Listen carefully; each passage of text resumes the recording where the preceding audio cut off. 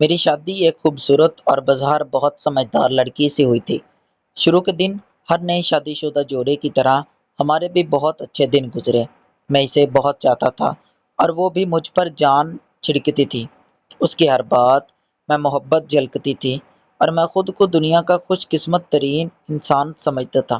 شادی کے ابتدائی دنوں میں اس کے میرے قریب آنا، میرا خیال رکھنا اور ہر وقت ساتھ رہنا مجھے بہت اچھا لگتا تھا۔ میں بھی اس کی ہر بات مان لیتا تھا، اس کی خوشی کے لیے ہر وقت تیار رہتا تھا۔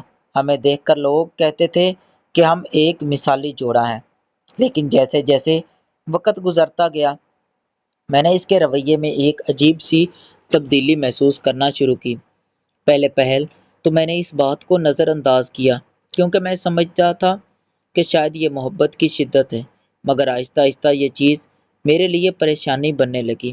وہ ہر وقت میرے ساتھ رہنا چاہتی تھی، مجھے ایک لمحے کے لیے بھی اکیلا نہیں چھوڑتی تھی۔ اگر میں ذرا سا بھی دور ہونے کی کوشش کرتا تو وہ ناراض ہو جاتی۔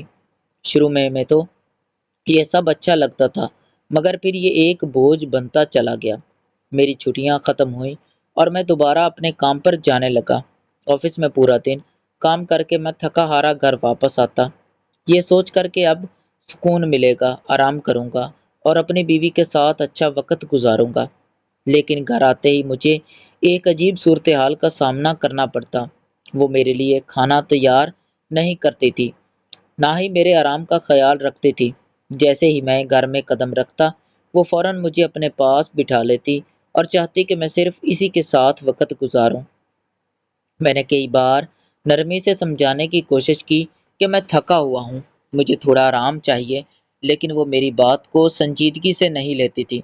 شروع میں نے اسے محبت سمجھا، پھر عادت اور پھر ایک مسئلہ۔ وقت کے ساتھ ساتھ میری طبیعت خراب ہونے لگی، میں ہر وقت تھکا ہوا رہتا۔ آفس میں بھی میری کارکردگی متاثر ہونے لگی۔ میرے باس نے مجھے کئی بار وارننگ دی۔ ایک دن تو حد ہی ہوگی، میں آفس سے بہت زیادہ تھکا ہوا آیا تھا۔ اس دن کام بھی بہت زیادہ تھا اور ذہنی دباؤ بھی۔ میں نے گھر آ کر صرف اتنا کہا کہ مجھے آج آرام کرنے دو، مگر اس نے میری بات سننے کی بجائے ناراضگی ظاہر کی۔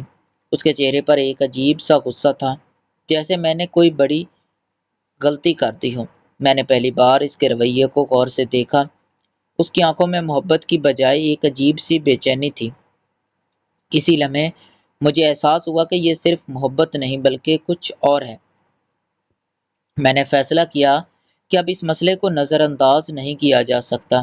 اگلے دن میں نے ایک سمجھدار بزرگ سے بات کی جو ہمارے خاندان کے قریب تھے۔ میں نے انہیں ساری بات بتائی۔ انہوں نے میری بات سن کر کہا، بیٹا، یہ صرف عادت یا محبت نہیں ہے، بعض اوقات انسان کسی نفسیاتی یا جذباتی مسئلے کا شکار ہو جاتا ہے جس کا اسے خود بھی احساس نہیں ہوتا۔ اس کی بات سن کر مجھے پہلی بار لگا کہ شاید مسئلہ واقعی سنجیدہ ہے۔ میں نے ہمت کر کے اپنی بیوی سے بات کی۔ پہلے تو وہ ناراض ہوئی، لیکن جب میں نے پیار سے سمجھایا کہ میں اس کا دشمن نہیں بلکہ خیر خواہ ہوں تو وہ آہستہ آہستہ نرم پڑ گئی۔ اس نے روتے ہوئے ایک ایسی بات بتائی جس نے مجھے ہلا کر رکھ دیا۔ اس نے کہا کہ بچپن سے ہی وہ محبت اور توجہ کی کمی کا شکار رہی ہے۔ اس کے گھر میں کوئی اسے وقت نہیں دیتا تھا، کوئی اس کی بات نہیں سنتا تھا۔ شادی کے بعد جب اسے میری محبت ملی تو وہ اس میں اس حد تک ڈوب گئی کہ خود پر قابو نہ رکھ سکی۔ یہ سن کر مجھے اس پر غصہ نہیں آیا بلکہ ترس آیا۔ میں نے اسی وقت فیصلہ کیا کہ میں اسے اکیلا نہیں چھوڑوں گا۔ ہم نے مل کر ایک ماہر نفسیات سے رابطہ کیا۔ شروع میں وہ ہچکچاتی مگر پھر آہستہ آہستہ وہ بہتر ہونے لگی۔ اس نے سیکھا کہ محبت کا مطلب کسی کو قید کرنا نہیں بلکہ اسے سمجھنا اور اس کی ضرورتوں کا خیال رکھنا ہوتا ہے۔